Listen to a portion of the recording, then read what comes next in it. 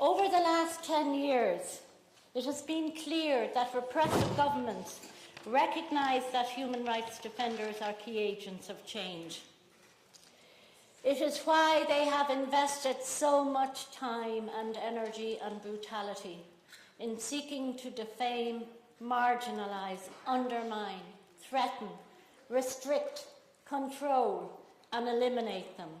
Indeed, human rights defender Farai Maguwu from Zimbabwe was detained without charge at Harare last weekend by unidentified security agents as he attempted to join us at the platform. His belongings and flight tickets were confiscated, and he was chased from the airport by the security agents. But the good news is that he is here. Over the last 10 years, the brutality, the torture and the killings have not decreased. So today we honour all human rights defenders who have been killed. Floribert Chebeya, director of Voix des Sans-Voix, was one of the human rights defenders we were in contact with from the earliest years. He participated in our first Dublin platform. We met on and off, and he was always ready to help us with assistance for other human rights defenders in Congo. His brutal murder in June last year was a devastating blow. The brazen killing of one of the most respected and well-connected human rights defenders in Africa sent a message that no human rights defender was safe. We set out in Frontline 10 years ago with enthusiasm, excitement, and the unspoken promise of individual commitment. At the core of our work was the thought of all you brave defenders and your relentless work for the human rights of other people. In the last year, the Arab uprisings have unleashed a wind of change that has rattled tyrants, not only in the Middle East, but around the world. In Tunisia, Egypt, Libya, Yemen, Bahrain, and Syria, threats and brutality have failed to quell the movement for freedom and human rights, and human rights defenders have played a key role.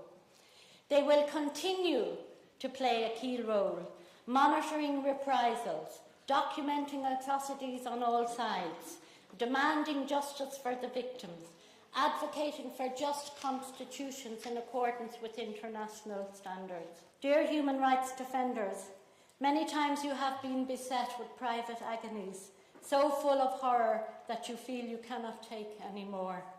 When despair calls out and beckons you in.